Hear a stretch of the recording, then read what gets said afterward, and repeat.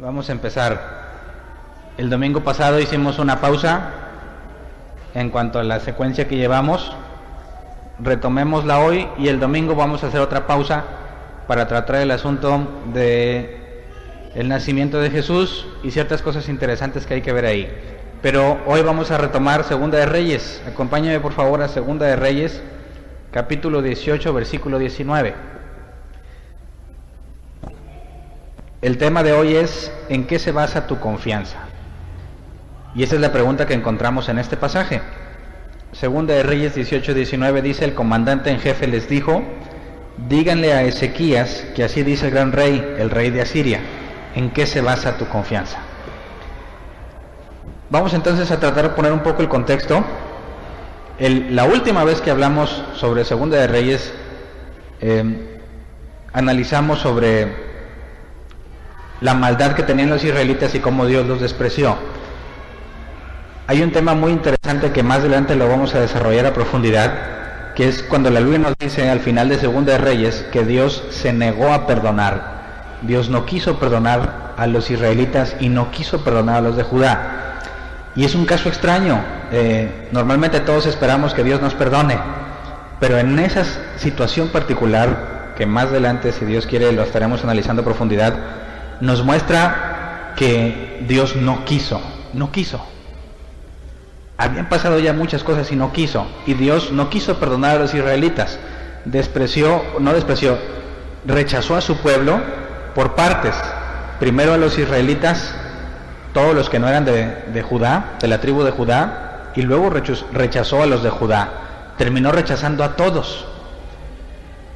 Esto tiene mucha relevancia cuando leemos el Nuevo Testamento, sobre todo la carta a los Hebreos, cuando nos habla sobre lo que le va a pasar a aquellos que desprecian la gracia, y cuestiones doctrinales interesantes como responder a la pregunta si se puede perder la salvación. Muchísimas personas aseguran que no puedes perder la salvación y otros aseguran que sí, y ambos aseguran tener base bíblica.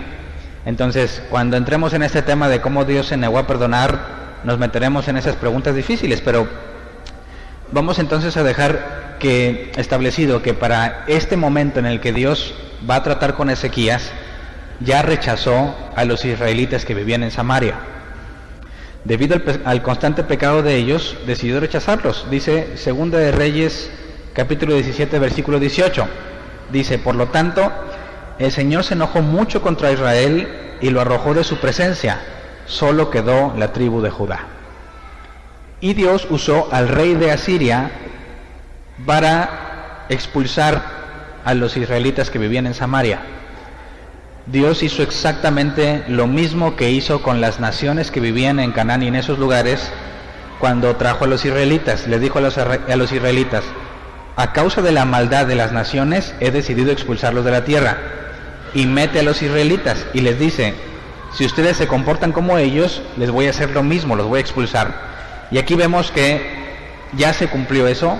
Dios ya envió al rey de Asiria y se lleva cautivos a todos los israelitas y se los lleva a países lejanos, dejando la tierra disponible para otros pueblos, y son ocupados por otros pueblos.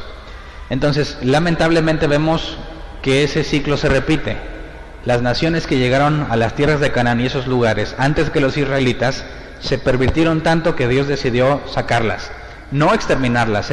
El ateo normalmente, cuando oye sobre los israelitas atacando a Canaán y todas esas partes, dicen que Dios mandó exterminarlos, pero eso no es cierto. Dios nunca ordenó inicialmente la exterminación. Dios les ordenó sacarlos de la tierra, y lo he dicho varias veces. La Biblia registra muy en claro que una de las leyes de Dios era que tú no podías invadir una ciudad sin previamente haberles pedido que se retiraran. Entonces, todas las guerras en las que se enfrascaron los israelitas era porque las naciones de ese lugar rechazaron la oportunidad de irse. Decidieron quedarse a defender sus tierras, entonces los israelitas tuvieron que pelear. Pero Dios nunca fue el objetivo de Dios exterminarlos a todos los que están ahí. Entonces, sucede esto. El rey de Asiria viene, se lleva a los israelitas, y ahorita leemos más adelante que se trae a otra gente de otros pueblos y les ordena ocupar la tierra que anteriormente ocupaban los israelitas. Sennacherib, vamos ahorita a entrar al contexto de esto, después de que derrotaron a Samaria, 3 años estuvieron sitiándola. Ya hablamos de un sitio que pasó en Samaria, ¿se acuerdan? Cuando las mujeres se comieron a sus hijos. 3 años, en esta ocasión, 3 años estuvo Samaria sitiada. Imagínate la condición de dentro de la gente. Ya habíamos hablado de lo que les había pasado en una ocasión. Imagínate un sitio de 3 años, es bastante tiempo, hasta que logra derrotarla. Poco después, el rey de Asiria pretende ir contra Judá.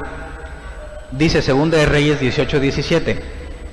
Desde Laquis, el rey de Asiria envió a su virrey, al funcionario principal y a su comandante en jefe al frente de un gran ejército para hablar con el rey Ezequías en Jerusalén.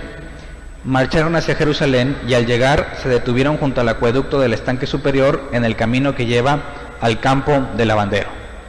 Entonces nos empieza a hablar de Ezequías, el mismo que derrotó a Samaria, el mismo rey que fue usado por Dios para expulsar a los israelitas de esas tierras. Ese rey ahora viene contra los de Judá, contra el rey Ezequías.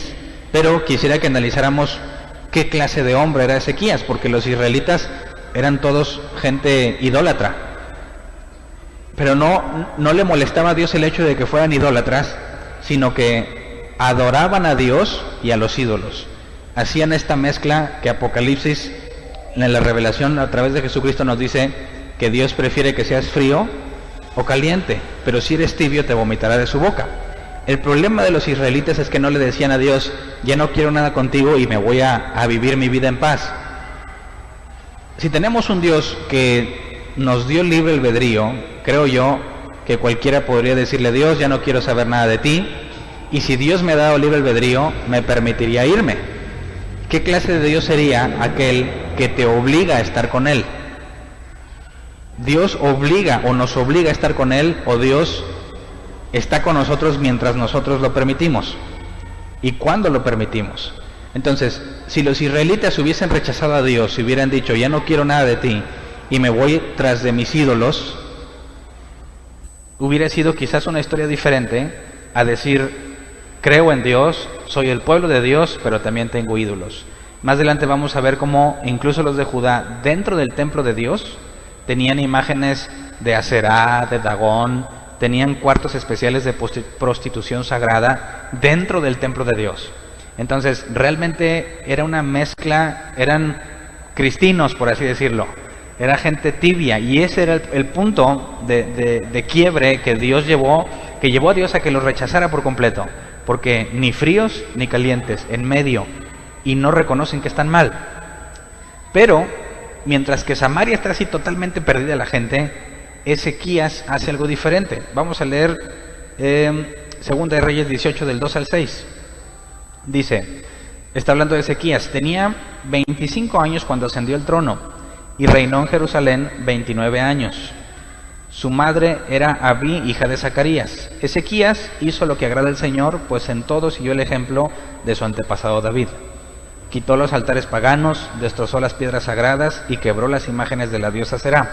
Además, destruyó la serpiente de bronce que Moisés había hecho, pues los israelitas todavía le quemaban incienso y la llamaban Nehustán.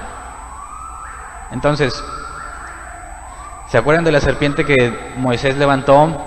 Cuando Dios mandó serpientes para morder a todos los israelitas que se estaban quejando, les dio también la solución. Cualquiera que fuese mordido por una serpiente tenía que ver a la serpiente de bronce y quedaría sanado. Bueno, le habían guardado y le quemaban incienso.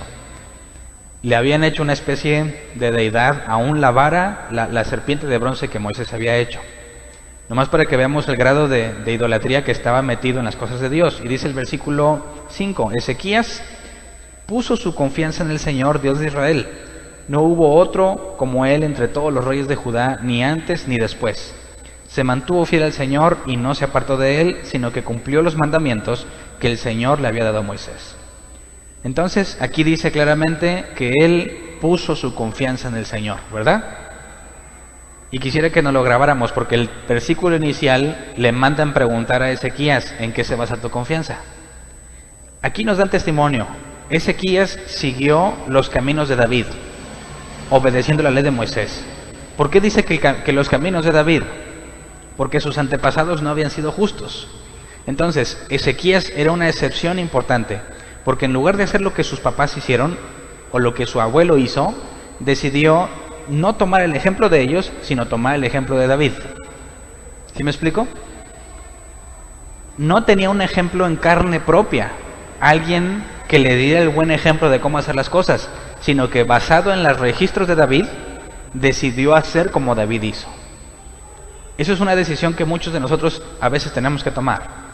Si tú no eres de cuna cristiana, por así decirlo, y nunca estuviste rodeado de gente cristiana, de repente Dios te habla, vienes a las cosas de Dios.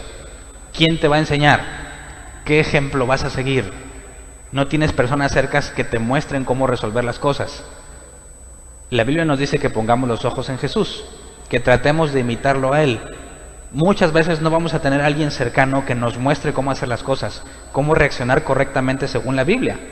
Pero eso no es un problema si lees la Biblia y ves cómo hacía las cosas Jesús. Entonces, Ezequías es una especie del ideal que nosotros debiéramos hacer. En lugar de estar fijándonos en la gente que nos rodea, debiésemos estar fijándonos en cómo hizo las cosas Jesús.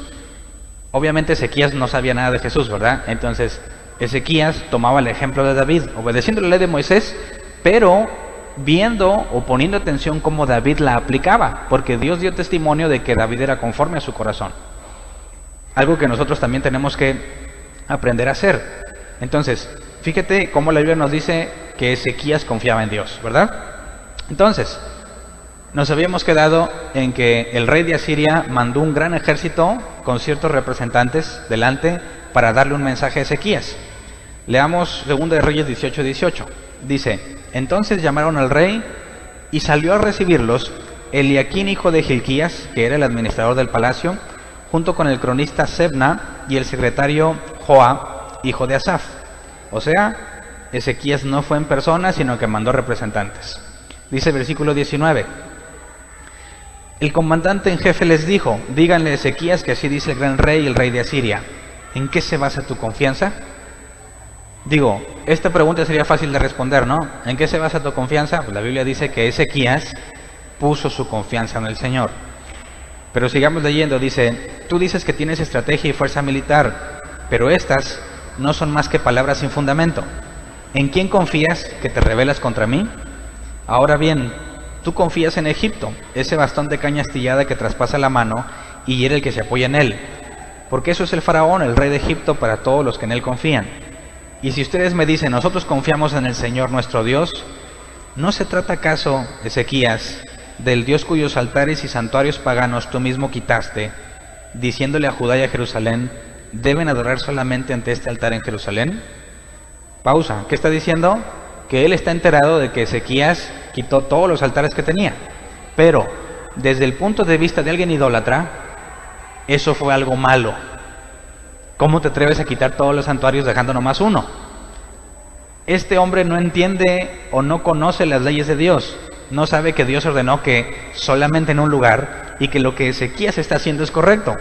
Él dice: tu Dios te va a ayudar. Ese Dios al que le quitaste todos los altares, o sea, él piensa que Dios está en contra de Ezequías por lo que hizo.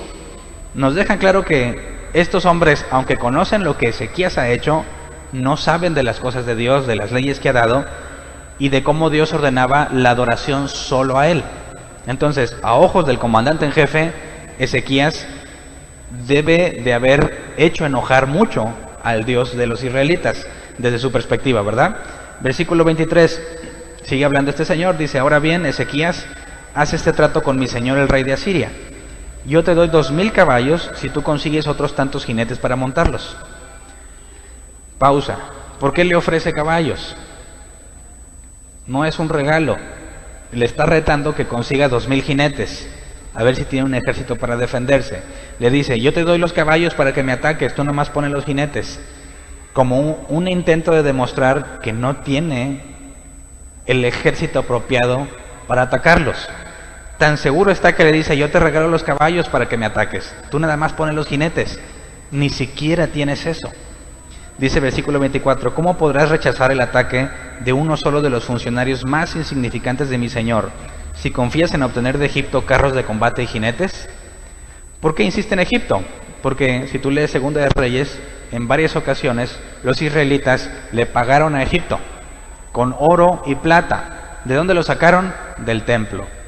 Del oro y plata que Salomón había puesto en el templo, de ahí sacaron muchísimas veces y se lo entregaron a Egipto como pago para que Egipto mandara sus ejércitos y los defendiera. Entonces, no nada más los israelitas, sino también otras naciones acostumbraban a pagarle a Egipto para que viniera a defenderlos. Entonces, este comandante jefe de Asiria se adelanta a eso y dice, mira, si pretendes ir a Egipto, tampoco te va a servir. Dice el versículo 25, ¿acaso he venido a atacar y a destruir este lugar sin el apoyo del Señor? Si fue el mismo quien me ordenó, marcha contra este país y destrúyelo. Ahora, ¿está diciendo verdad o está diciendo mentira? ¿Fue Dios quien le dijo, ve y marcha contra Judá y destrúyela? ¿O no? ¿O ahí le está echando de su cosecha para darle miedo a Ezequías? Ahora, la Biblia sí nos dice que Dios mandó al rey de Asiria a destruir Samaria. Eso sí es verdad. Pero, ¿habrá mandado Dios al rey de Asiria a destruir Jerusalén? ¿Qué opinas? ¿Está diciendo la verdad o está diciendo una mentira? ¿Es posible que este hombre que refleja que no conoce que Dios exige una adoración única en un solo lugar, diga que Dios lo mandó a destruir Judá? ¿Sí o no? La Biblia más adelante lo resuelve, nos resuelve esta pregunta, pero quisiera que analizáramos esta posibilidad. ¿Es posible que un hombre que no sabe nada de Dios sea usado por Dios? ¿O no? Entonces, ¿está diciendo la verdad o está diciendo mentiras? ¿Dios lo mandó contra Judá o no? Sigamos leyendo. Imagínate la reacción de los representantes del rey, ¿verdad? Porque aquí hay protocolos que no nos dice la Biblia. No atacaban, no peleaban en cuanto se encontraban. Primero había un diálogo, casi siempre había un diálogo al principio. Se acercaban los tres que había mandado el rey de Asiria con todo el ejército se quedaba a cierta distancia, y salían los representantes del rey Ezequías y entonces platicaban. Si no llegaban a algún acuerdo, entonces decían, bueno, vamos a pelear entonces. Y cada quien se preparaba para pelear. No era así de que llegaban brutalmente y atacaban nada más por atacar, no. Había un diálogo primero. Entonces, los tres enviados de Ezequías, cuando escuchan este mensaje, reaccionan así. Dice el versículo 26. Eliaquim, hijo de Hilquías, Sebna y Joá le dijeron al comandante en jefe, por favor, hábleles usted a sus siervos en arameo, ya que lo entendemos. No nos hable en hebreo, que el pueblo que está sobre el muro nos escucha. Entonces, ¿dónde estaban? En la puerta, ¿verdad? Y había, como siempre, los mirones que están en los muros. Siempre que hay un accidente, ¿quién llega antes que la ambulancia? Los mirones. Y ni ayuda ni nada, pero todos están viendo. Y desde que tenemos celulares con cámara, ¿qué están haciendo los mirones? Grabando. Se está muriendo la gente y ellos a fuerza quieren sacar la toma. Y algunos, lamentablemente, se toman el selfie, ¿verdad? Está la persona ahí tirada y se toman la foto. En estos tiempos, las personas, no tenían los celulares, pero eran igual de mirones. Llega el ejército, los tres representantes del rey de Asiria, los tres representantes del rey Ezequías, y empieza a hablarles en hebreo y todos están oyendo. Obviamente no quieren, los del rey Ezequías no quieren que el pueblo se asuste. Háblame en arameo, no es la lengua común. Y entonces el comandante jefe les responde así, versículo 27 al 35, dice, pero el comandante en jefe respondió, ¿acaso mi señor me envió a decirles estas cosas solo a ti y a tu señor, y no a los que están sentados en el muro? Si tanto ellos como ustedes tendrán que comerse su excremento y beberse su orina. Dicho esto, el comandante en jefe se puso de pie y a voz en cuello gritó en hebreo, oigan las palabras del gran rey, el rey de Asiria. Así dice el rey, no se dejen engañar por Ezequías. Él no puede librarlos de mis manos. No dejen que Ezequías los persuada a confiar en el Señor, diciendo, sin duda el Señor nos librará. Esta ciudad no caerá en manos del rey de Asiria. No le hagan caso a Ezequías. Así dice el rey de Asiria. Hagan las paces conmigo y ríndanse. De este modo, cada uno podrá comer de su vid y de su higuera y beber agua de su propio pozo, hasta que yo venga y los lleve a un país como el de ustedes, país de grano y de mosto, de pan y de viñedos, de aceite, de oliva y de miel. Así vivirán en vez de morir. No le hagan caso a Ezequías, que los quiere seducir cuando dice, el Señor nos librará. ¿Acaso alguno de los dioses de las naciones pudo librar a su país de las manos del rey de Asiria? ¿Dónde están los dioses de Hamad y de Arfad? ¿Dónde están los dioses de Sefarbaín, de Gená y de Ibá? ¿Acaso libraron a Samaria de mis manos? ¿Cuál de todos los dioses de estos países ha podido salvar de mis manos a su país? ¿Cómo entonces podrá el Señor librar de mis manos a Jerusalén? Entonces, por primera vez en el registro bíblico tenemos a un hombre que aconseja no pedirle al Señor su Dios. En otras ocasiones vimos cómo los filisteos decían, híjole, ya traen el arca, estamos perdidos. No, este va más allá. Ni se te ocurra creerle que Dios te va a ayudar. Si destruimos a Samaria, que supuestamente adoran el mismo Dios, ¿qué te hace pensar que a ti sí te va a ayudar?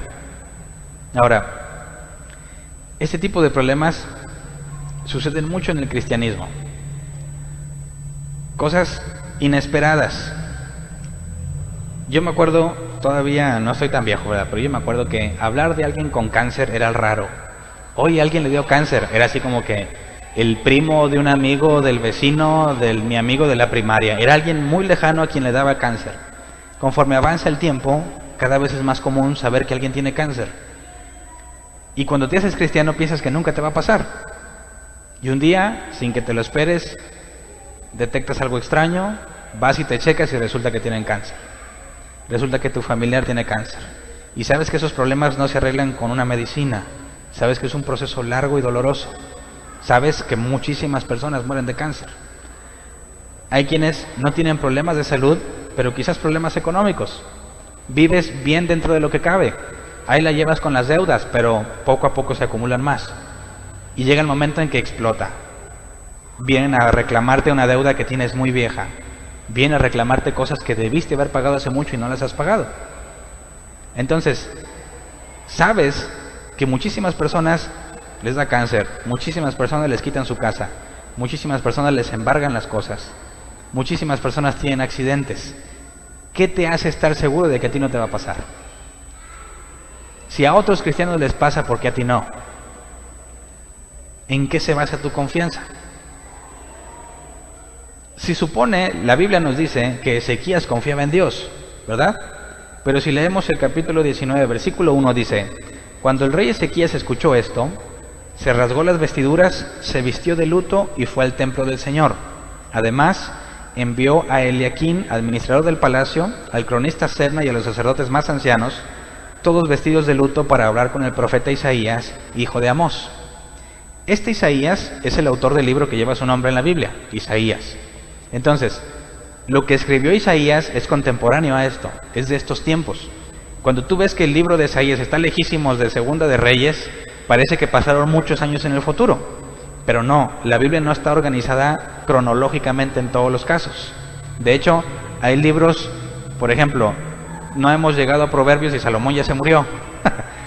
Hay libros que están muy adelantados en su tiempo, que así los acomodaron, pero conforme vas leyendo los libros de la Biblia, te vas a dar cuenta que no es cronológicamente secuencial, está revuelto. Y a veces cometemos errores muy graves al analizar Segunda de Reyes y luego ves Crónicas que son de las mismas fechas y luego ves Isaías, Jeremías y te das cuenta que todos estaban viviendo las mismas cosas, aunque son libros muy separados entre sí. Pero aquí está, este Isaías estaba enterado de la situación, este Isaías fue testigo de lo que estaba pasando.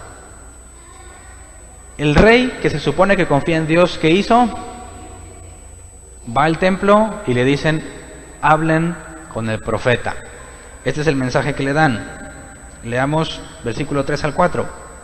Dice, y le dijeron, así dice Ezequías, hoy es un día de angustia, castigo y deshonra, como cuando los hijos están a punto de nacer y no se tienen fuerza para darlos a luz.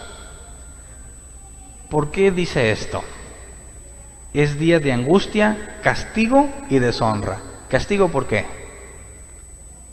¿No leímos que era un hombre fiel? Que confiaba en el Señor, que siguió el ejemplo de David, que obedecía la ley de Moisés. ¿Por qué dice que este es un día de angustia, castigo y deshonra? La angustia la entiendo, que se sentirá ante estar a cargo de un pueblo que recibe una amenaza así. Pero el castigo, ¿Qué le hace pensar que Dios lo está castigando? ¿No se supone que anda bien? Dice, versículo 4, tal vez el Señor tu Dios oiga todas las palabras del comandante jefe, a quien su señor el rey de Asiria envió para insultar al Dios viviente. Que el Señor tu Dios lo castigue por las palabras que ha oído. Eleva pues una oración por el remanente del pueblo que aún sobrevive. ¿Te suenan familiares estas palabras? ¿Qué hacen los cristianos cuando tienen un problema? ¿No dicen, ora por mí? ¿Sí o no? ¿Por qué? ¿Por qué le pides a alguien que ore por ti? ¿Cuál es la diferencia? Yo no digo que no sirva, pero normalmente el cristiano tiene un problema y busca que alguien ore por él. Y los no cristianos también, ¿verdad? Saben que tú eres cristiano, nunca les importó, pero cuando andan en problemas, oye hermana, ora por mí, no. Tú que estás más cerca de Dios, pídele que me ayude. No, yo ando bien mal, a mí no me va a escuchar. Dios anda muy ocupado con sus cosas, pero tú sí eres de Dios. Pídele por mí. Esa es la misma lógica que el católico aplica con sus santos, ¿verdad? Dice, mira, yo no me porto muy bien, así que yo decirle a Jesús, Jesús ayúdame, pues me voy a sentir un hipócrita. Así que mejor le digo a su mamá. Le dice, María, ayúdame con Jesús. Pues yo sé que me estoy muy mal con Jesús, pero tú que estás cerca de él, tú que eres su mamá, échame la mano, ¿no? Échame la mano para que Jesús me cumpla lo que estoy pidiendo. Y tú le dices, no, la Biblia dice que hay un solo mediador entre Dios y los hombres. Y dicen, yo no lo dudo, pero yo acudo a María para que me eche la mano con el único mediador. ¿Sí me explico?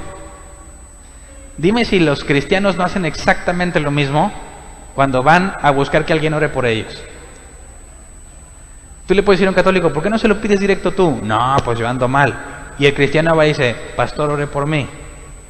Hermana, ora por mí. ¿Por qué no oras tú? ¿Cuál es la diferencia? No estoy diciendo que esté mal, ¿eh? La Biblia enseña claramente que debemos orar unos por otros. Pero ¿qué es lo que te motiva a pedir que alguien ore por ti? Y ya lo he dicho muchas veces, y lo ponen en Facebook, ¿verdad? Por favor, iglesia tal, oren por mí. Y como si tengo amigos cristianos de distintas iglesias, que mejor, ¿no? Luego le digo al otro, oye, allá en tu iglesia que oren por mí. Y si conozco a otro, oye, que allá en tu iglesia oren por mí. Como si eso realmente hiciese una tremenda diferencia en la forma en que Dios va a hacer las cosas. ¿Qué tanta diferencia hay en que tú ores a Dios o que todos oremos a Dios por ti? Bíblicamente, yo sé que por lógica a lo mejor, bueno, pues una cosa es que uno quiera y otra cosa es que 15 quieran. Quizás Dios o uno de esos 15 anda mejor que yo y por ese uno que pidió, pues nos beneficiamos todos. Ezequías, que confiaba en Dios, que andaba en sus caminos, que seguía el ejemplo de David, le dice al profeta, ora por mí, ora por nosotros, tú eres el profeta. ¿Qué le responde Isaías? Dice el versículo 6, este les dijo, dígale a su señor que así dice el Señor, no temas por las blasfemias que has oído y que ha pronunciado contra mí los subalternos del rey de Asiria. Mira, yo voy a poner un espíritu en él, de manera que cuando oiga cierto rumor se regrese a su país, ahí haré que lo maten a filo de espada. ¿Te parece buena la respuesta? ¿Quién es el que anda ahí vociferando? El comandante en jefe. Dios le manda a decir a Ezequías, por medio de Isaías, no te preocupes, yo voy a hacer que lo maten. ¿Te sentirías aliviado? ¿Sí o no? Es como si dijeras, Dios, hijos, vienen a cobrarme esto y no tengo todo el dinero. Y Dios dice, bueno, te doy para una mensualidad. ¿Te sientes ya mejor? Como escuché un predicador, si tienes un pie más grande que el otro y dices, Dios, ayúdame con este problema, y Dios dice, ahí te va un zapato con suela ancha. ¿Te arregló el problema? ¿Sí o no? Gracias Dios, pues ya he perdido, aunque sigo teniendo el pie, una pierna más larga que la otra, pues de perdido ya no voy a caminar chueco. Se parece mucho, y no quiero ofender, es un ejemplo, a los que dicen, hombre, la presencia estuvo matona y cayó oro. Ah, ok. ¿Y eso? ¿Lo juntan y lo venden? No, pero cayó. ¿Y eso como que para qué? No, pues la presencia de Dios sí, pero no creo que Dios diga nomás, ahí les da un show y ahí les va poco de oro. Y hay quienes aseguran que cae polvo de diamante. Y una vez me preguntaron en radio, oye, ¿qué onda con esos que dicen que cae polvo de diamante? ¿Dónde lo has oído? Y dije, oh, sí, yo me acuerdo haberlo oído, pero en Los Caballeros del Zodiaco. ¿No se acuerda alguien de esas caricaturas? Los que tengan mi edad se van a acordar. Había uno que se llamaba Caballero Cisne y cuando quería hacer un poder decía polvo de diamante y hacía su poder. En la Biblia jamás he encontrado que Dios haga aparecer polvo de diamante. Pero me suena extraño. ¿Cómo sabes que es diamante? No, pues porque se ve así como que cristal. Sí, pero ¿de dónde te sacaste la idea que es polvo de diamante? ¿O cuál es el beneficio de que caiga oro? ¿Y por qué a los que les cae oro no lo juntan y lo venden? ¿Qué está pidiendo Ezequías? Isaías, ora por todos nosotros. Hay un hombre que está diciendo barbaridades contra Dios. Y Dios dice, no te preocupes, yo me encargo de que lo maten. ¿Se arregla el problema? ¿O no? ¿Cómo se habrá sentido Ezequías? ¿Aliviado? Imagínate, bueno, Dios dijo eso, ok, Dios va a hacer que este hombre se regrese de donde vino y va a conseguir que lo maten. Entonces, pasa exactamente como dijo. Este comandante en jefe escucha un rumor de que su rey se fue a pelear a otra parte, salió de Laquis y se va a pelear. Entonces él se regresa con todo su ejército, dejan Judá y van a ayudarle al rey. Y pasa, imagínate cuánto tiempo habrá pasado para trasladarse de una ciudad a otra. Había distancias muy grandes y a pie o en caballo. Entonces pasaron días y días y días y días. Y quizás Ezequías habrá dicho, ay, ya, se fue el ejército, van a matar a ese hombre. Qué bueno que Isaías nos echó la mano. Qué buena idea fue haber ido con Isaías y decirle a Isaías, ora por nosotros. Y ya ves, Dios lo oyó. ¿Isaías oró por el pueblo o no? No dice que haya orado por el pueblo. Dice que eso le pidió Ezequías y que la palabra de Dios vino a Isaías para decirle qué iba a pasar con este hombre. Entonces, ¿Dios resolvió el problema o no? ¿Es una mensualidad que debes la solución a toda la deuda? ¿Es un zapato de suela alta la solución a tu problema de piernas? ¿Por qué Dios no le resolvió el problema? ¿No te ha hecho Dios eso alguna vez? Que estás diciendo, Dios, ayúdeme, y no te manda el dinero completo. Solo te llega una parte. O dices, bueno, pues Señor, sáname, y no te sanas, sales mejor en el examen, pero sigues enfermo. ¿Por qué Dios a veces te da un mejoralito en lugar de darte la vacuna? Parece que te puedes sentir aliviado porque el comandante en jefe se va y Dios va a hacer que lo maten y el ejército se fue, pero el problema sigue. Leamos 2 de Reyes 19, del 9 al 13. Dice, luego Sennacherib recibió el informe de que Tiracá, rey de Cus, había salido para luchar contra él. Así que una vez más envió mensajeros a Ezequías, o sea, ya habían pasado días. Envió una vez más mensajeros a Ezequías para que le dijeran, tú, Ezequías, rey de Judá, no dejes que tu Dios en quien confías te engañe cuando dice, no caerá Jerusalén en manos del rey de Asiria. Sin duda te habrás enterado de lo que han hecho los reyes de Asiria en todos los países, destruyéndolos por completo. ¿Y acaso vas tú a librarte? ¿Libraron sus dioses a las naciones que mis antepasados han destruido? Gozán, Harán, Rezef y la gente de Edén que vivía en Telasar. ¿Dónde están el rey de Hamad, el rey de Arfad, el rey de la ciudad de Sefarbayín o de Na o Iba? Entonces imagínate qué sintió Ezequías cuando vienen otra vez. Ya no viene el primero porque lo mataron, pero vienen otra vez representantes y en pocas palabras le dicen: ni creas que te vas a salvar, no se me ha olvidado la plática que tuvimos y no le hagas caso a tu Dios que te dice que no va a pasar nada. Ahora, Dios no había dicho eso, ¿verdad? Dios no le dijo a Ezequías que no iba a pasar nada. Y Ezequías dijo: hay un hombre que está hablando mal de ti, y Dios le dijo: yo voy a hacer que lo maten. ¿Le respondió su petición? Sí. Pero, ¿Ezequías pidió la solución al problema? No. ¿Dios le dio la solución al problema? No. Entonces, si luego le digo: Dios, resuelve el problema, ¿entonces ya me lo va a arreglar? Una vez me preguntaron: Hernán, ¿cómo le hago para orar y que funcione? ¿Cómo le hago? Porque muchas veces oro y no funciona, pero a lo mejor no estoy diciendo las palabras correctas. Yo hice esa pregunta hace muchos años, cuando recién empezaba. ¿Cómo puedo orar? Porque dice la Biblia: pedís y no recibís porque pedís mal. Entonces dije: algo estoy haciendo mal cuando oro. ¿Cómo le hago? Y me dijeron: es que analicemos los pasos de tu oración.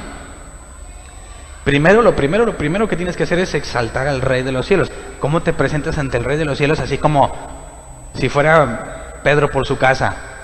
No, tienes que hablar con propiedad. Señor Padre Celestial, tú que estás en los cielos, yo que estoy en la tierra. Tú que gobiernas sobre los astros y las galaxias, yo que no tengo control de nada. Señor, tú que estás en un trono poderoso y ahí echas toda la crema, ¿verdad? Y luego, segundo, tienes que agradecer por todo lo que tienes. O sea, primero le reconoces su grandeza y luego le agradeces: Señor, gracias por todas tus bendiciones y lo que me has dado. Gracias por la familia, por la salud. Gracias porque yo no soy como los otros pecadores. Gracias porque tú me salvaste. Y luego entonces le das tu petición. O sea, si tú fueras con el presidente y le dices: oye Peña, échame la mano con esto, ¿te va a hacer caso? Pero si vas: señor presidente, con todo respeto que usted me merece, reconociendo la gran labor que hace nuestro país, reconociendo que yo soy un simple empleado contribuyente de mis impuestos y todo eso, yo considero que usted pudiese ser tan amable de concederme esta petición. ¿Será más fácil que te la cumpla? Entonces yo dije: no, pues de haber sabido, hace mucho hubiera hablado así. Digo, debieran dar cursos de cómo orar, porque luego la gente está orando y no se le cumple porque no siguió los pasos. Así que me puse a seguir los pasos. ¿Y qué crees que pasó? Tampoco se me cumplió. Entonces, ¿cómo le hacemos? Vienen los hombres otra vez y le mandan el mensaje a Ezequías: ni creas que se nos ha olvidado. Nos distrajimos en otros asuntos, pero esto sigue pendiente. No se me ha olvidado. El alivio que probablemente había sentido Ezequías en ese momento se le debe haber esfumado. Ahí está el problema otra vez. ¿Qué vas a hacer ahora? Isaías, ¿qué onda? Tu oración no funcionó. O me consigo a alguien que tenga más unción que Isaías. ¿Qué hizo Ezequías? Vamos a leer versículo 14 al 19. Dice: Ezequías tomó la carta de la mano de los mensajeros y la leyó. Luego subió al templo del Señor, la desplegó delante del Señor y en su presencia oró así: Señor Dios de Israel, entronizado sobre los querubines. Ya ves a qué me refiero, Señor Dios de Israel, entronizado sobre los querubines. Solo tú eres el Dios de todos los reinos de la tierra. Tú has hecho los cielos y la tierra. Presta atención, Señor, y escucha. Abre tus ojos, Señor, y mira. Escucha las palabras que Sennacherib ha mandado a decir para insultar al Dios viviente. Es verdad, Señor, que los reyes asirios han asolado todas estas naciones y sus tierras. Han arrojado al fuego sus dioses y los han destruido porque no eran dioses, sino solo madera y piedra, obra de manos humanas. Ahora pues, Señor y Dios nuestro, por favor, sálvanos de su mano, para que todos los reinos de la tierra sepan que solo tú, Señor, eres Dios. ¿Te parece una oración apropiada? ¿Qué hizo de diferente esta vez? Ya no fue con Isaías a que alguien orara por él, ¿verdad? ¿Qué hizo él? Él fue y oró directamente, sin intermediarios. Señor, aquí está el problema. Yo no sé si habrá pensado, de nada me sirve ir con Isaías, o no voy a perder el tiempo con Isaías, o no sé qué habrá pensado. Pero en esta ocasión decide personalmente acudir a Dios. Entonces, esta oración, esta forma de orar es la clave. ¿Sí o no? ¿Qué contesta Dios? Dice el versículo 20. Entonces Isaías, hijo de Amós, le envió este mensaje a Ezequías. Ojo que Isaías no estaba ahí, ¿verdad? Isaías se entera, él está en otra parte. Isaías se entera porque Dios le dice, ve y dile esto a Ezequías. Pero Isaías no sabe qué onda con Ezequías. Dice, entonces Isaías, hijo de Amós, le envió este mensaje a Ezequías. Así dice el Señor, Dios de Israel. Por cuanto me has rogado respecto a Sennacherib, rey de Asiria, te he escuchado. Entonces, ¿por qué lo escuchó? Porque le habló con formalidad. Porque el primero exaltó sus atributos. ¿Por qué? Porque me rogaste. O sea, que la vez pasada, ¿qué hizo? ¿O qué no hizo? No rogó. ¿Qué hizo? Oren por mí. ¿Hay diferencia entonces? ¿Por qué el cristiano, en lugar de correr primero con Dios, corre con alguien para que oren por él? ¿Para Dios hay diferencia? Sí, aquí lo dice, por cuanto me has rogado, te escuché. Es algo diferente.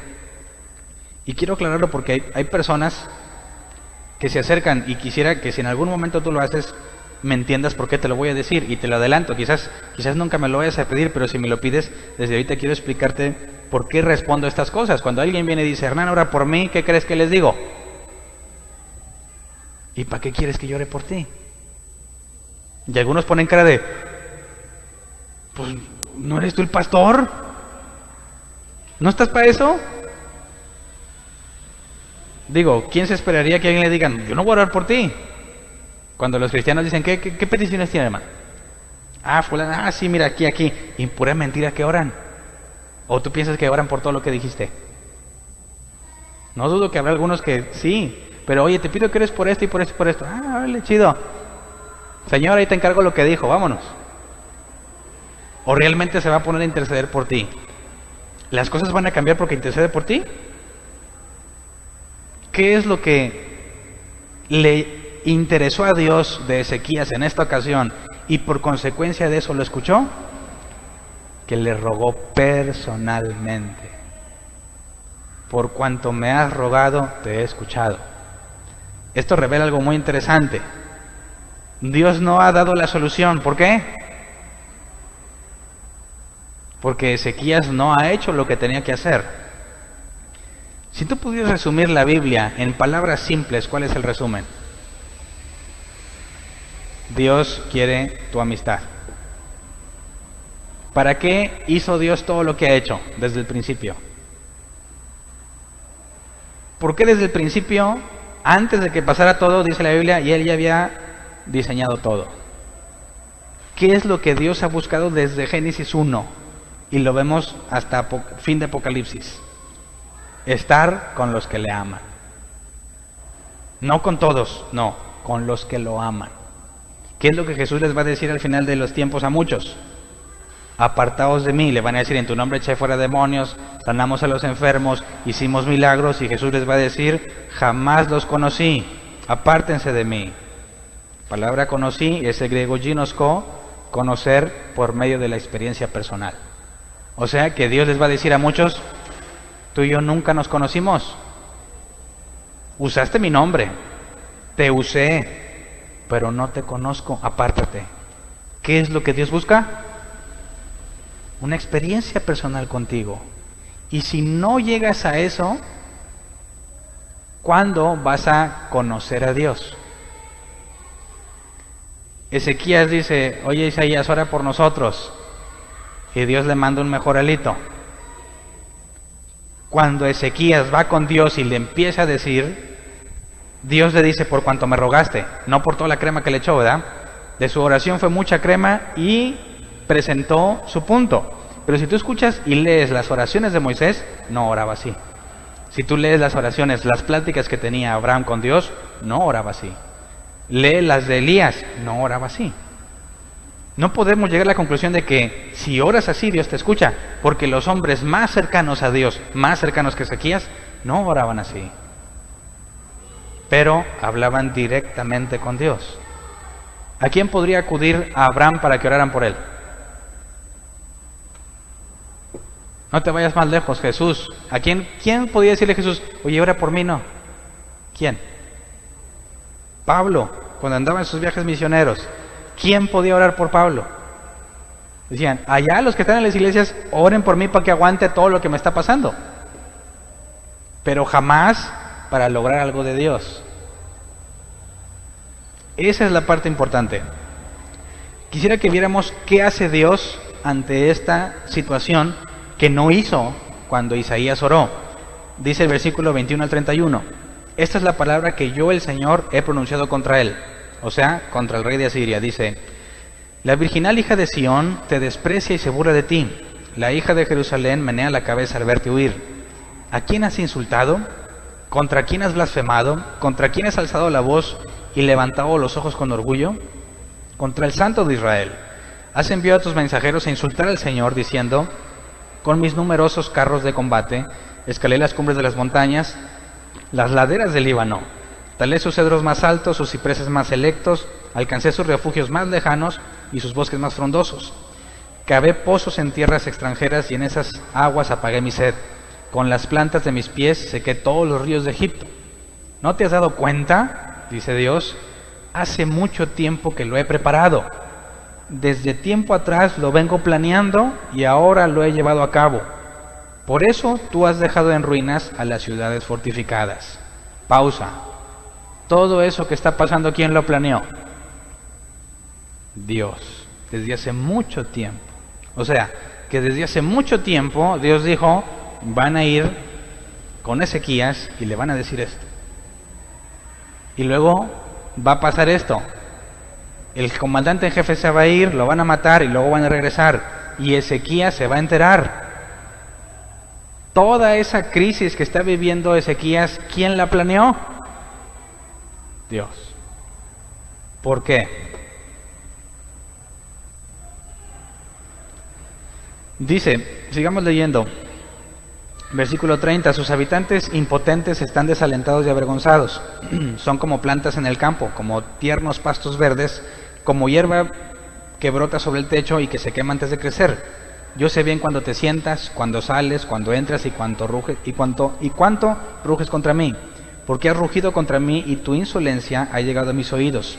Te pondré una argolla en la nariz y un freno en la boca y por el mismo camino por donde viniste te haré regresar. Pausa. Todo eso se lo mandó decir a Ezequías. ¿Para qué?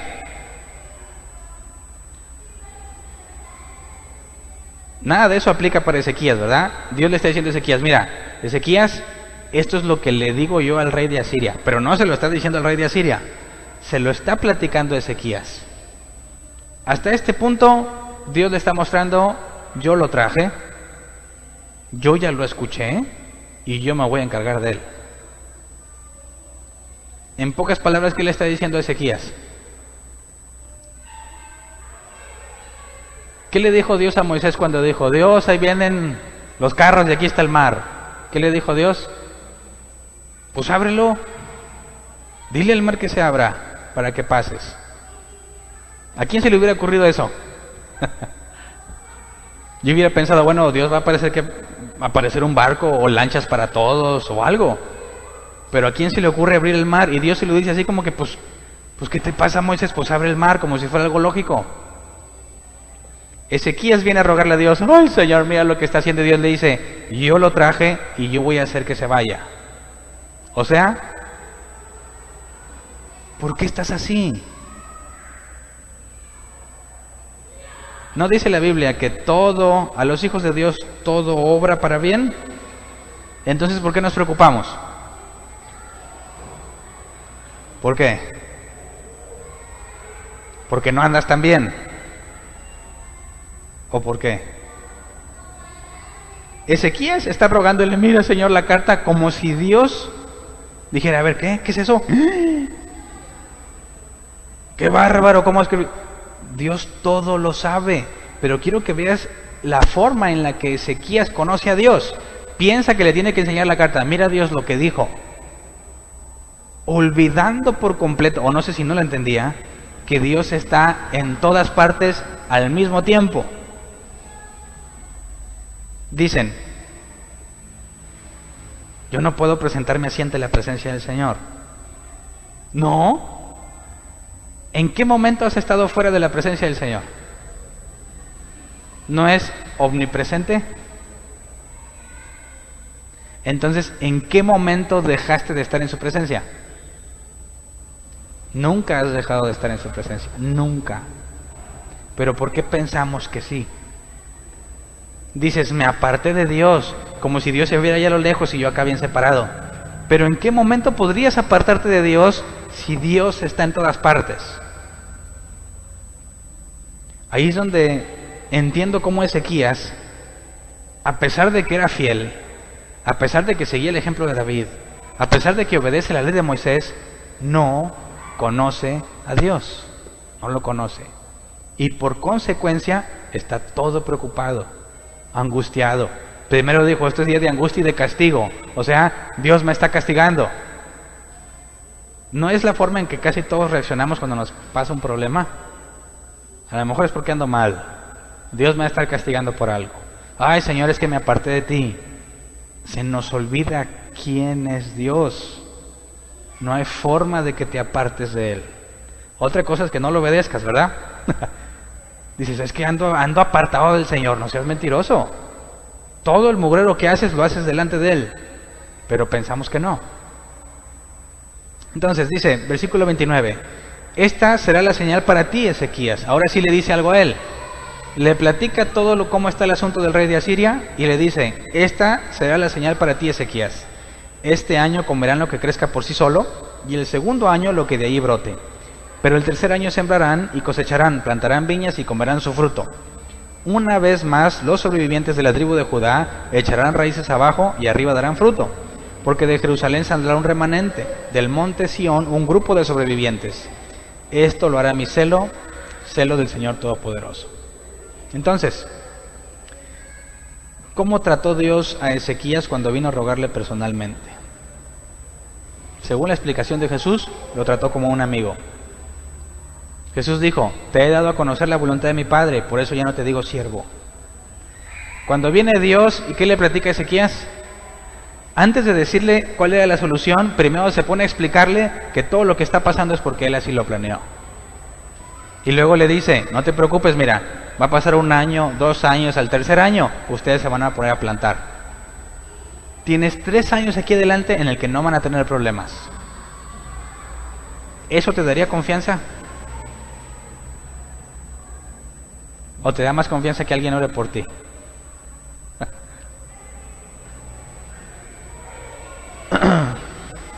Y luego agrega Dios, versículo 32, yo el Señor declaro esto acerca del rey de Asiria.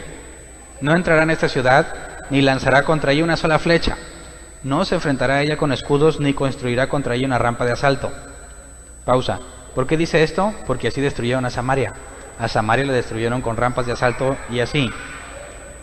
Ezequías sabía lo que había pasado con Samaria. Así que le dice, no va a pasar eso con ustedes. Versículo 33. Volverá por el mismo camino que vino. En esta ciudad no entrará, yo el Señor lo afirmo. Por mi causa y por consideración a David mi siervo, defenderé esta ciudad y la salvaré. Esa misma noche el ángel del Señor salió y mató a 185,000 hombres del campamento asirio. A la mañana siguiente, cuando los demás se levantaron, allí estaban tendidos todos los cadáveres. Así que Sennacherib, rey de Asiria, levantó el campamento y se retiró. Volvió a Nínive y permaneció allí. Pero un día, mientras adoraban el templo de su dios Nisroch, sus hijos Adramelech y Sarecer lo mataron a espada y escaparon a la tierra de Ararat. Y su hijo Esarhadón lo sucedió en el trono. O sea, se cumplió esa misma noche lo que Dios dijo que iba a pasar. De todo el problema de Ezequías, ¿en qué se basaba su confianza? no se basaba en Dios, ¿verdad que no? ¿En qué se basaba su confianza? La Biblia dice, Ezequías confiaba en el Señor, pero cuando vino el problema, ¿dónde quedó la confianza? No hubo ninguna confianza. Hasta que Dios le muestra sus planes, entonces sí, se va la preocupación y empiezas a confiar. Pero entonces, los problemas que te pasan, ¿por qué te pasan? ¿O para qué? Si Dios los planea, ¿para qué los planea? Tienen un solo propósito, ¿cuál es? Que vengas personalmente a Él. Si tú no tienes una relación personal con Dios, jamás vas a confiar en Él. Jamás, no se puede.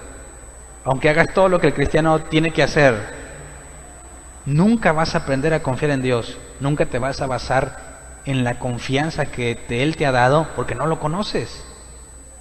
Los cristianos sufrimos mucho cuando tenemos problemas porque no lo hemos conocido. Ahora, quisiera que entiendas cómo funciona. No es de que tengo un problema, yo sé que se va a arreglar y no haces nada. No, tú tienes que hacer tu parte. Y va a parecer que no está pasando nada.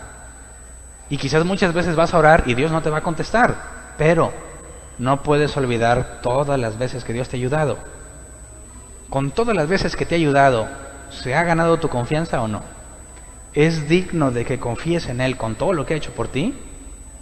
Recuerda que en el desierto los israelitas, cada que les faltaba agua, ¿qué hacían? Se quejaban. Cada que les faltaba comida, se quejaban. Y cuando no les faltó comida y Dios les daba maná siempre, se quejaron porque era puro maná siempre. Y Dios les decía, ¿acaso no se acuerdan que yo les di agua? ¿Acaso no se acuerdan que yo los alimenté? ¿Acaso no se acuerdan que la ropa no se les desgastó? ¿Acaso no se acuerdan que yo los libré de Egipto? ¿Por qué te quejas ahora? O sea, que lo que has vivido, tus experiencias más difíciles en la vida, fueron planeadas por Dios para que no tengas de otra que acudir a Él personalmente. Y cuando Él te explique lo que Él está haciendo, te aseguro que vas a dejar de preocuparte. Y si no te ha explicado, tienes la evidencia histórica en tu vida que nunca te ha dejado. Entonces, ¿por qué hay cristianos preocupados? ¿En qué se basa tu confianza? ¿Por qué Jesús estaba tan seguro siempre de lo que iba a pasar? ¿Porque era el Hijo de Dios? No. ¿Harías a Dios injusto si consideras que Jesús tenía atributos divinos? Porque entonces no tendría mérito lo que hizo. Tuvo que ser un humano 100%. Para que lo que hiciera fuese reconocido, si no, qué trampa, ¿no? Dices, pues mando a un hombre, pero no es hombre, le doy poderes de Dios. Y dice, sufrí batalla, pues qué chiste, pues era Dios. No. Se despojó de sí mismo, 100% humano. Y Él no vivía como nosotros. ¿Cuál es la diferencia entre Jesús y nosotros? Que Jesús tenía la certeza, todo lo que yo hago es lo que el Padre me pidió. Todo lo que yo digo es lo que el Padre me dijo. ¿Qué cosas Jesús declaró como suyas, de su propia autoría? Ninguna. Todo lo que les he enseñado es lo que oí de mi Padre. Y dijo, les mandaré el Consolador, el Espíritu Santo les dirá todo lo que oiga del Padre. ¿Para que tú digas qué? Lo que oyes. Entonces, la esencia, ¿cuál es? Tener una relación personal con Dios. Ahora, quisiera que entiendas, ¿cuál? ¿Padre, Hijo o Espíritu Santo? ¿Con cuál tienes que tener la relación de amistad? Una vez preguntaron, cuando oro, ¿puedo orar a Jesús? ¿Puedo orar al Espíritu Santo o debo orar al Padre? ¿A cuál? ¿Cuál es el correcto? ¿Jesús? ¿Quién vota por otro? ¿El Espíritu Santo? ¿No? ¿Nadie? ¿El Padre? Tienen que votar por uno. ¿Cuál es? ¿Por cuál? Si yo quiero tener una relación personal con Dios, ¿cómo le hago? Habría que analizar la Biblia con detenimiento, para empezar. Dice Pablo que estamos lejos de Dios mientras estemos en este cuerpo. ¿Cómo puedo tener una relación personal con Él si estoy lejos de Él?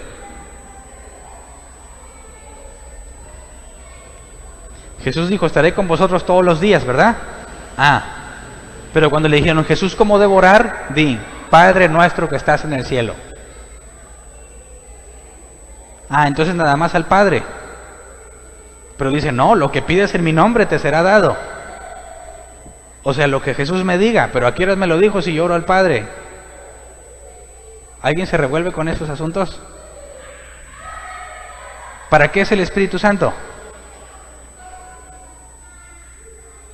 Muchos dicen, para redarguir de pecado. Falso.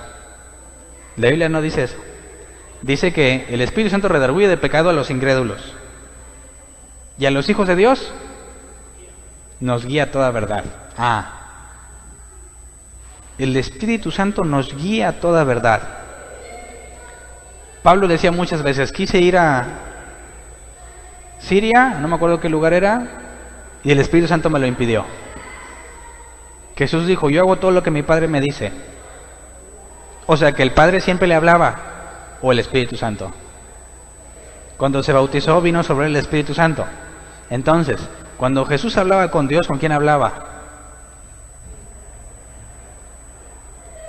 ¿Con el Padre o con el Espíritu Santo? ¿O es lo mismo? Dice Jesús, yo me voy, pero no los dejo solos, les mando un consolador. Entonces ahí nos hacemos bolas, porque ¿a quién le oro entonces? Pues no dice la Biblia que los tres son uno. Entonces, ¿es posible que te hable el Espíritu Santo? ¿Es posible que te hable Jesús? ¿Es posible que te hable el Padre? ¿Tenemos algún ejemplo bíblico? Sí. Pablo muchas veces dijo que Jesucristo, que el Espíritu Santo le hablaba y le decía qué cosas hacer y qué cosas no hacer. Jesús dijo lo mismo. Pero también Pablo, cuando iba rumbo a Damasco, ¿con quién habló? Con Jesús, ¿verdad?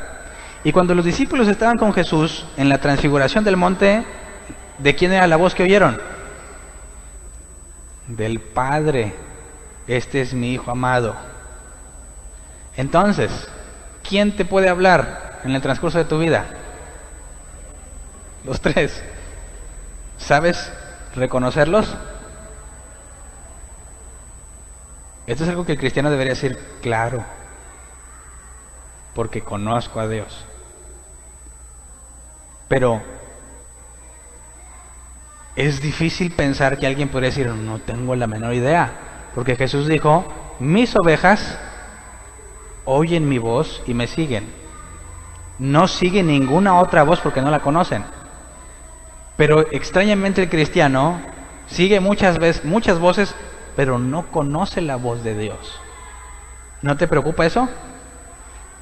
¿No sería preocupante que Jesús diga, mis ovejas oyen mi voz y me siguen? Y tú le preguntas a un cristiano, ¿Dios te ha hablado? Y dicen, no, nunca. Entonces, ¿eres oveja o no?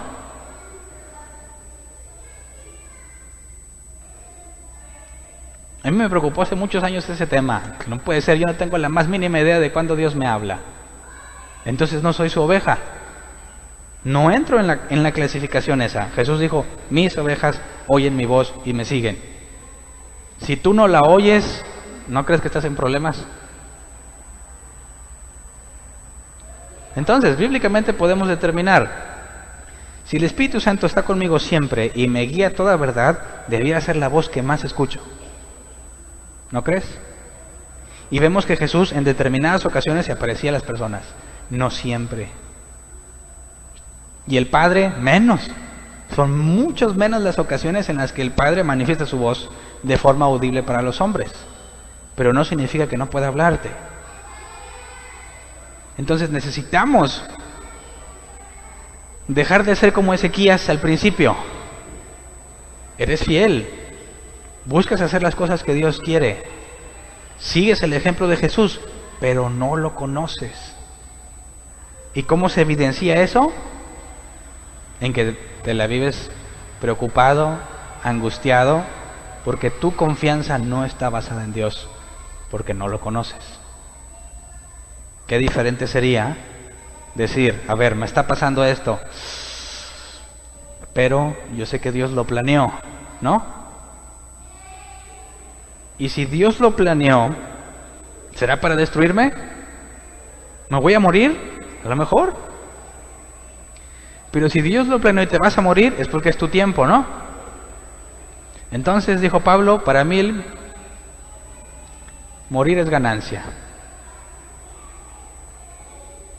Pero si todavía no me muero, eso significa que Dios tiene más trabajo para mí. Entonces, ¿me voy a preocupar porque me voy a morir? No, para mí el vivir es Cristo y el morir es ganancia. No me voy a morir, le voy a seguir, entonces Dios sigue teniendo planes conmigo. ¿Dónde está la preocupación? ¿Dónde? Es que no tengo para comer. ¿No dijo Jesús? Si las aves reciben alimento de Dios y Dios viste la hierba del campo y tú vales más que ellos, ¿no te dará a ti también eso? Entonces, ¿por qué te preocupas? ¿Sabes por qué nos preocupamos? Porque no lo conocemos. Necesitamos una relación cercana. Y si no has aprendido a acercarte a Dios en oración, te vas a llevar una sorpresa el día que Jesús te llame. Porque muchos van a decir, Jesús, en tu nombre hice muchas cosas. Y Jesús les va a decir, apártate de mí, nunca te conocí.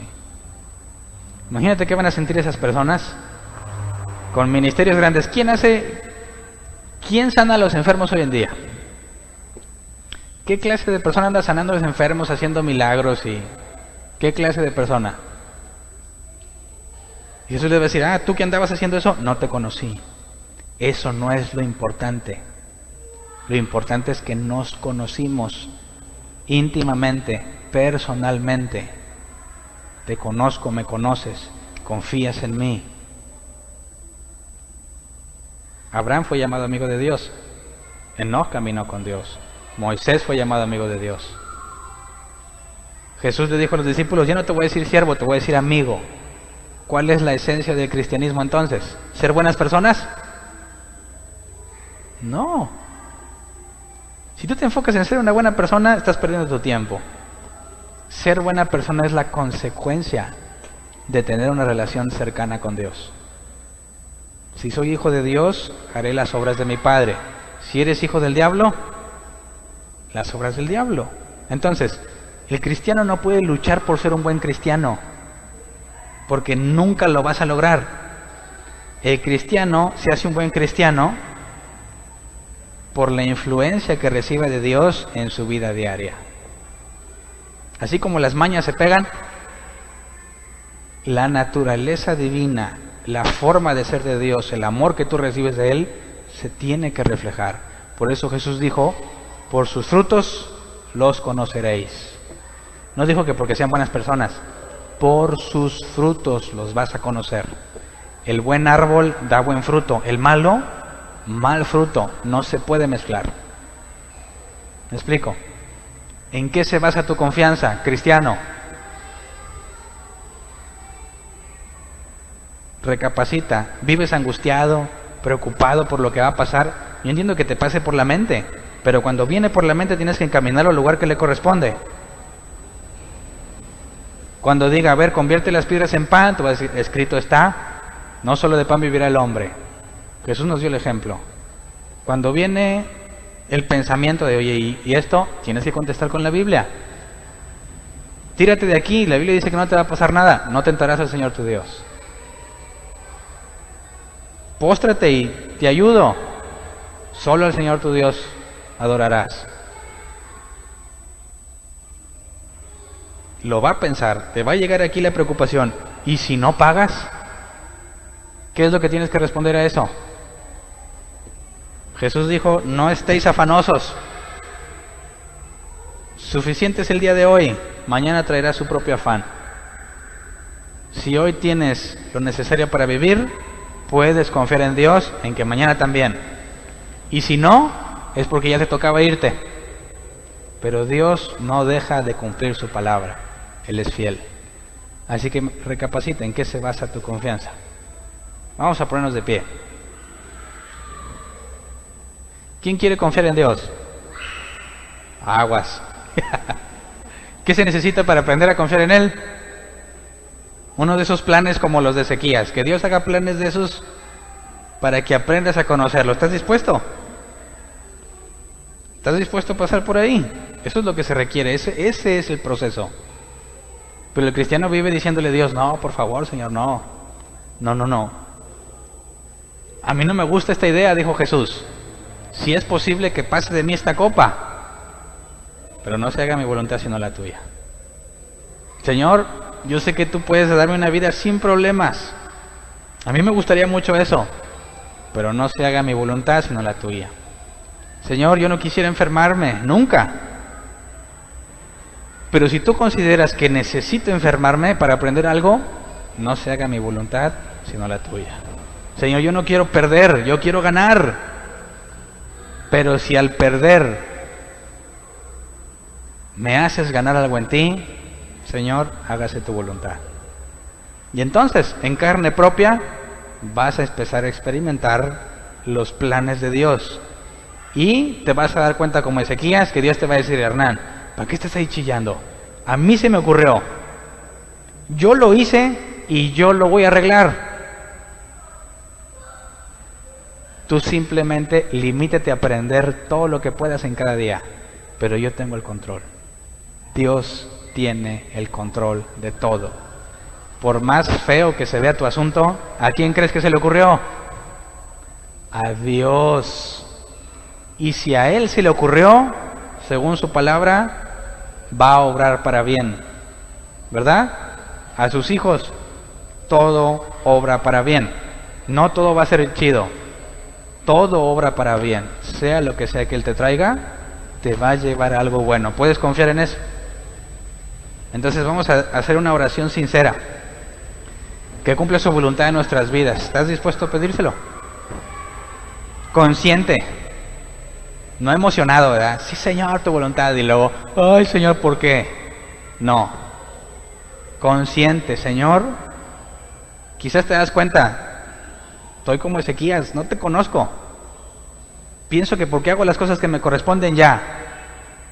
Tengo un problema y corro que alguien ore por mí. No. Tienes un problema, acuérdate, Dios lo planeó para que te acerques a Él. Así que acércate. Ahí está la clave. Te va a decir, este es el plan. Descansa. Esto lo traje yo. Deja de preocuparte. Venid a mí los que están trabajados, cargados, yo los haré descansar. No significa que te va a quitar el problema. Te va a decir, esto fue idea mía. Confía. Así que vamos a orar, Señor.